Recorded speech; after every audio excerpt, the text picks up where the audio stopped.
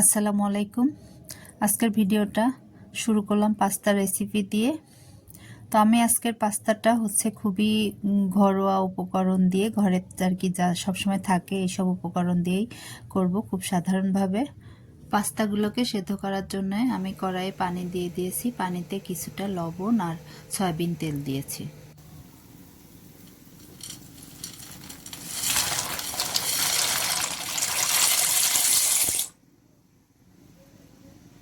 Pasta সেদ্ধ করার সময় পানিতে তেল দিলে হয় কি পাস্তাগুলো মানে একটার সাথে একটা লেগে যায় না, আর লবণ দিলে পাস্তার মধ্যে লবণটা ভালো মতো ঢুকে খেতে টেস্ট হয়। তো আমি এখন আর কি একটু জাল হওয়ার পরে দেখে নিব যে পাস্তাগুলো সেদ্ধ হয়েছে কিনা। এটা মোটামুটি 80% সেদ্ধ করে নামায় রাখলেই হয়ে যায়। পরে আবার যখন রান্না করা হয় সস দিয়ে তখন ওইটা হয়ে যায়। আর বেশি করে সিদ্ধ করে নিলে হয় কি যে গলে যায়, ভেঙে ভেঙে যায়, ওটা দেখতেও ভালো লাগে না, খেতেও ভালো লাগে না। তো পাস্তাগুলো সেদ্ধ হয়ে গেলে আমি এখন হচ্ছে তুলে নিচ্ছি একটা ছাকনাতে।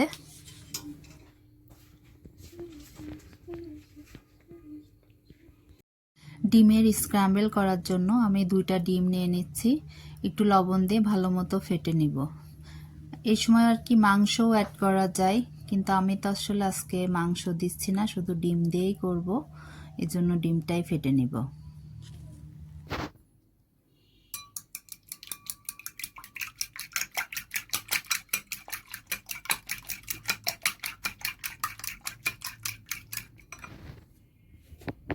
এখন চুলাতে আমি আবার কড়াই বসায় দিয়েছি। কড়াইটা গরম হলে কিছুটা সয়াবিন তেল দিয়ে দিব। তেলটা গরম হলে তার মধ্যে এখন আমি যে ডিম 2টা ফেটে রাখছিলাম ওইটা দিয়ে দিব।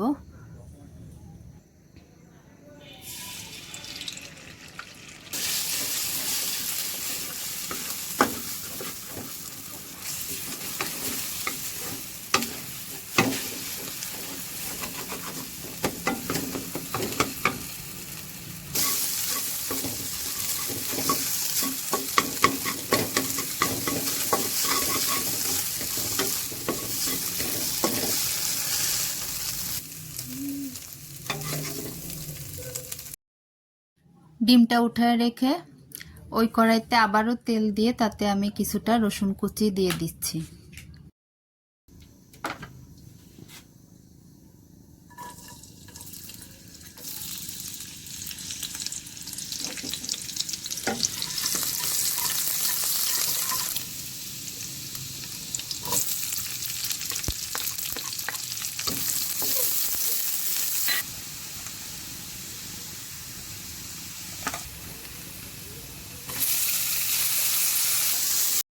রসুন কুচি কিছুটা লাল হলে তার মধ্যে আমি পেঁয়াজ দিয়েছিলাম, পেঁয়াজটা একটু নেড়ে নরম হলে তার মধ্যে আমি লাল মরিচের গুঁড়া, তারপরে টমেটো আর কাঁচা মরিচ হচ্ছে কুচি কুচি করে কেটে রেখেছিলাম, ওগুলো দিয়ে দিলাম।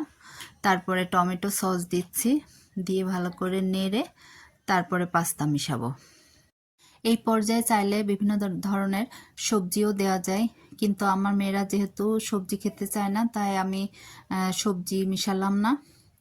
আমার আরেকটু সস দরকার ছিল, আবারও দিয়ে দিলাম। এই যে এরপরে পাস্তাটা মিশিয়ে নিচ্ছি, পাস্তাটা দিয়ে একটু নেড়ে চেড়ে তারপরে আমি হচ্ছে ডিমের ঝুড়িটা দিয়ে দিব। সস দাও একটা, সস দাও একটু, সস কম আছে দেখে যাচ্ছে। খুবই কম হয়েছে। পাস্তাকে মানে কি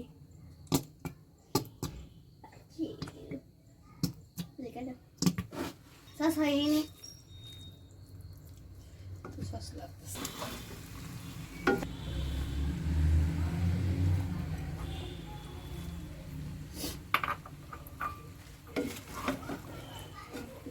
আমার ছোট মেয়েটা পাশে দাঁড়ায় আমাকে খুব ইনস্ট্রাকশন দিচ্ছিল যে সস হয়নি, এটা হয়নি, সেটা হয়নি, এই আর কি। তো আজকের পাস্তাটা খুব সাধারণভাবে রান্না করলেও খেতে আসলে অনেক মজা হয়েছিল। দেখেন কি সুন্দর লাগতেছে দেখতে, আলহামদুলিল্লাহ।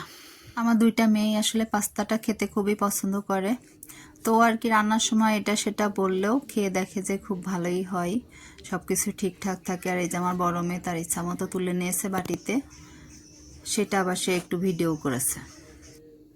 তো ওদের সাথে পাস্তা খেতে খেতে এখন আমার কাছেও পাস্তাটা খেতে বেশ মজা লাগে। এটা ছিল তার পরের দিন। আমাদের একটা দাওয়াত ছিল কুলখানের। এটা হচ্ছে কুমারখালী থেকে একটু গ্রামের ভিতরে যেতে হবে। তো কুষ্টিয়া থেকে কুমারখালী যেতে হলে এই ব্রিজটা দিয়ে যেতে হয়। এটা গড়াই নদীর উপরে। এই ব্রিজটাতে দাঁড়ালে খুব মজা লাগে, পাশ দিয়ে আবার ট্রেন লাইন আছে। তো এই ব্রিজ থেকে ওই ব্রিজটা দেখা যায়। আমরা একটু দাঁড়ালাম, একটু ছবি তুললাম। ওই যে দেখা যাচ্ছে পাশ থেকে ওই এখানে দাঁড়ালে ওই ব্রিজটার উপর দিয়ে যখন ট্রেন যায় খুব মজা লাগে। তো আমরা এখানে একটু দাঁড়াই, এখন আবার রওনা দিব।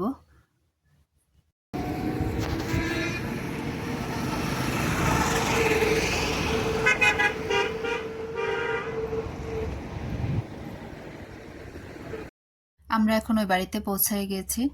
তো যে দেখি যে বড় বড় সসপ্যান ভর্তি করে করে খাবার রান্না করে রাখছে।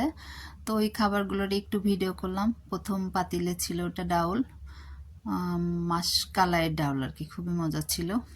তারপরে সবজি, চিকেন আর সাদা ভাত। এটা ছিল শুক্রবার আর কি। জুম্মার নামাজ পড়ে মিলাদ হবে, মিলাদের পরেই সবার খাওয়া দাওয়া। সবাই আমার ভিডিওতে একটা লাইক দিবেন, আর আমার চ্যানেলটা যারা এখনও সাবস্ক্রাইব করেনি তারা আমার চ্যানেলটাকে সাবস্ক্রাইব করবেন, আর যারা ফেসবুক থেকে দেখবেন তারা আমার পেজটাকে ফলো দিবেন। সবাই ভালো থাকবেন, দেখা হবে আবার পরবর্তী ভিডিওতে। সেই পর্যন্ত সবাইকে আল্লাহ হাফেজ।